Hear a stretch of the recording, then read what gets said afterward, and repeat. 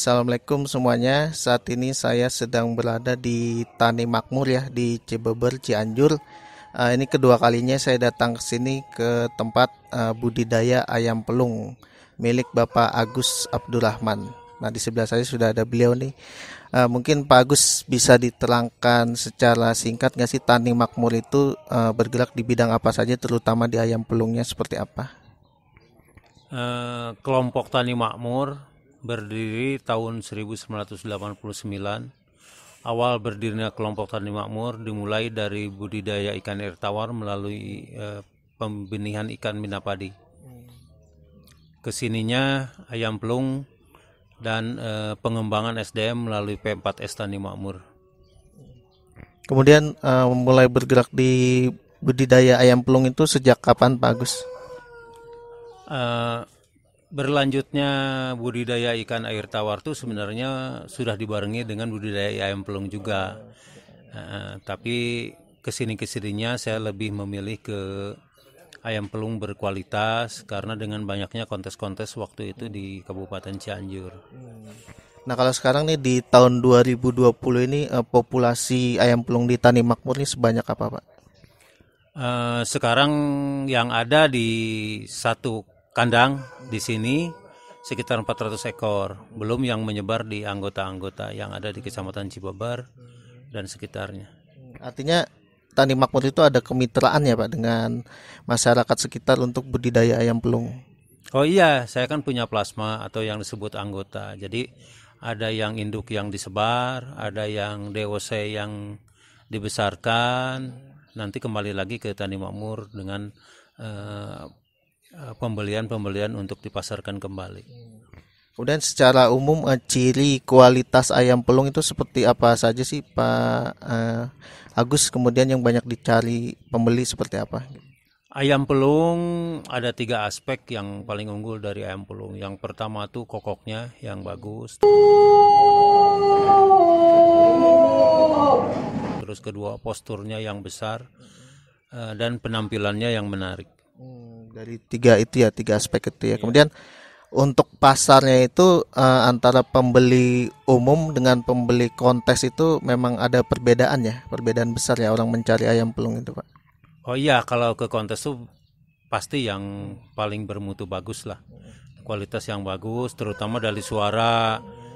Kalau untuk pasar sekarang sih dengan berbagai keinginan penghobi dari warna bulu juga mungkin daya tarik juga sih untuk penggemar yang baru. Artinya kalau untuk kontes itu suara yang diutamakan ya Pak. Kemudian kalau penghobi umum itu tergantung kesukaan masing-masing yang bisa dari warna bulu atau postur tubuh ya gitu. Iya betul. Oke, boleh kita lihat kandang-kandangnya Pak Agus ya? Silakan. Oke. Nah ini kita di kandang pertama dari Tani Makmur ini kandang pengeraman ya Pak Agus ya, bisa dijelaskan? Kandang budidaya yaitu kandang ayam yang lagi kawin sampai ke penetasan secara alami. Contohnya seperti ini. Jadi di kandang saya itu ada macam-macam tergantung dari warna bulu. Yang seperti itu dari warna putih, ini kelompok warna jalak, ada kelompok warna hitam dan kelompok warna kuning nanti di sana. Nah itu kenapa masih menggunakan sistem pengeraman alami Pak Agus? Sebenarnya untuk kualitas tuh bagus secara alami karena ada masa istirahat untuk betinanya, terus mengatur produksi juga sih sebenarnya. Kalau terhadap kualitas anakan yang dihasilkan berpengaruh nggak nih antara pengalaman alami dan mesin sesuai pengalaman Pak Agus? Kalau menurut saya bagusan alami. Jadi dari pertumbuhan terus karena ayam pelung itu tidak bisa disamakan dengan ayam ras. Jadi kalau ayam ras kan cenderungnya ke pedaging atau ke petelur. Kalau ayam pelung kan dari posturnya juga harus ideal, yang disebut khas pelung itu seperti apa. Oke, jadi nanti setelah dari pengalaman telur menetas ke mana lagi nih Pak? Kita anakan. Ada box DOC di sana. Oke, baik kita ke sana. Nah, sekarang kita ada di kandang pemeliharaan DOC ayam pelung dari Tani Makmur. Nah, bisa dijelaskan nih Pak Agus seperti apa nih pemeliharaan anakan ayam pelung setelah menetas? Sesudah tadi di tempat pengeraman usia 21 hari masa bertelur, masa pengeraman ayam udah menetas dipindah ke kandang seperti ini box nih. Ini bisa sampai 3 minggu, nanti dipindah lagi ke kandang yang lainnya, terus dan selanjutnya. Karena disesuaikan dengan jumlah kepadatan ekornya dan besarnya berat ayam. Nah, selama pemeliharaan anak ayam pelung ini dari minggu ke minggu, dari bulan ke bulan, apa aja yang harus diperhatikan bagus? Yang pertama suhu ruangan. Saya menggunakan lampu seperti biasa. Nanti pindah lagi ke ruangan yang lebih besar karena ayam sudah mulai kuat dan dibarengi dengan vaksin juga. Vaksin ya. Oh, jadi ada vaksinasi rutin pasti ya di sini ya. Jenisnya apa aja tuh Pak yang diberikan? Yang paling utama Endes yang sering saya pakai. Iya.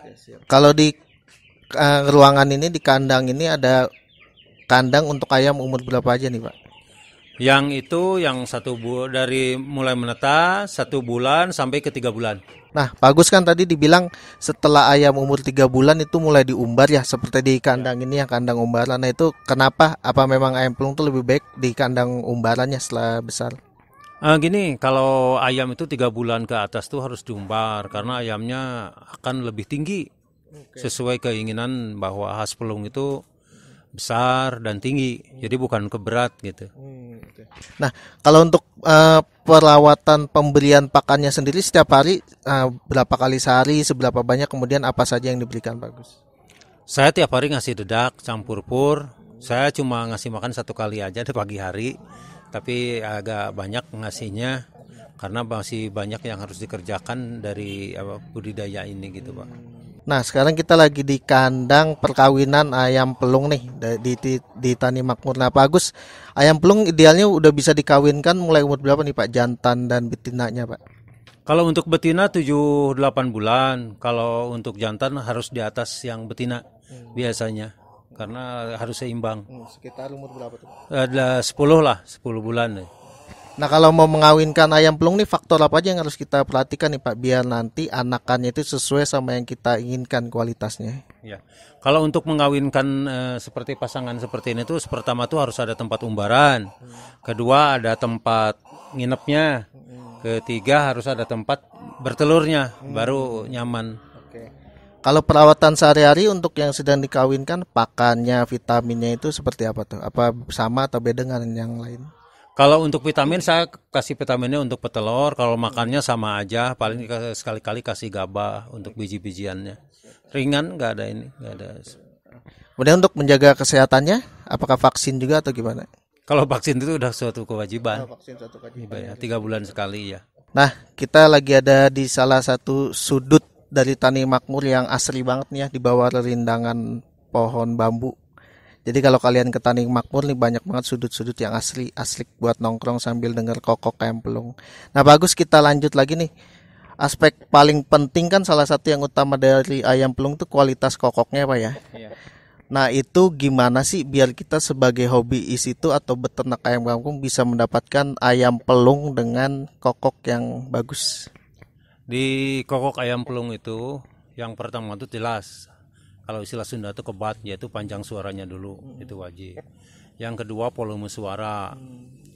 Yang ketiga ada istilah sari, licinnya segala macam. Terus harus ke U, jangan ke O. Kokoknya itu. Itu yang pertama. Yang keduanya kalau di kriteria penjurian tuh biasanya ada suara awal atau angkatan, ada suara tengah atau bitu, ada suara akhir, ada irama dan keserasian. Itu patokan untuk sebuah kontes tuh. Nah, artinya kalau hobi ingin dapatkan ayam pelung seperti itu, baik dengan cara membeli maupun beternak, itu apa aja yang harus diperhatikan Pak? Kalau beternak jelas, karena ayam pelung tuh cenderung ke indukannya, jantan maupun betinanya. Itu jelas. Kalau beli ya sekarang udah banyak sih. Jadi kalau beli itu jangan cuma tampilan fotonya aja, tapi termasuk videonya. Ya kalau bagus sih datang aja ke tempatnya gitu. Lebih bisa milih. Jadi akan lebih baik lagi nih buat para hobis buat datang langsung ke peternakan ayam pelung yang memang membudidayakan ayam pelung berkualitas, biar bisa dengar langsung kokoknya ya Pak sebelum membeli ya. Gitu. Kalau untuk perawatan biar ayam pelung yang sudah dewasa itu yang jantan biar kokoknya bagus dan tetap bagus tidak rusak tuh harus seperti apa Pak? Yang pertama, walaupun dikawinkan, karena ayam pelung yang bagus itu tetap harus punya keturunan. Kalau dikawinkan ya betinanya jangan terlalu banyak. Terus kedua, faktor kualitas makanannya juga harus diperhatikan, karena biasanya kalau ayam kawin itu kurang begitu menafsu makannya berkurang.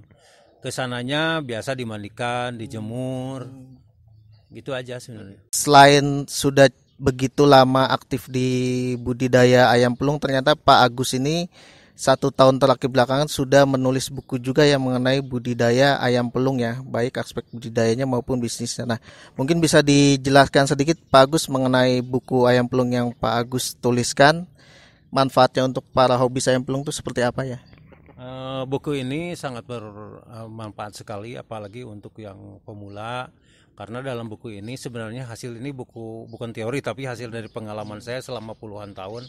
Alhamdulillah bisa terkabulkan juga bisa menulis dari buku ini. Buku ini meliputi cara budidaya, terus pengenalan warna bulu, cara pemasaran, kesehatan dan perawatan ayam-ayam yang untuk kontes. Jadi buat kalian semua yang baru belajar memelihara ayam pelung, tertarik ingin membudidayakan ayam pelung, selain belajar melalui berbagai media lain, bisa juga melalui buku yang ditulis oleh Pak Agus. Baik, barangkali demikian Pak Agus, terima kasih banyak atas segala informasinya. Semoga usaha ayam pelungnya tetap terus berjalan dan semakin berkembang. Terima kasih. Assalamualaikum warahmatullahi wabarakatuh. Sama-sama.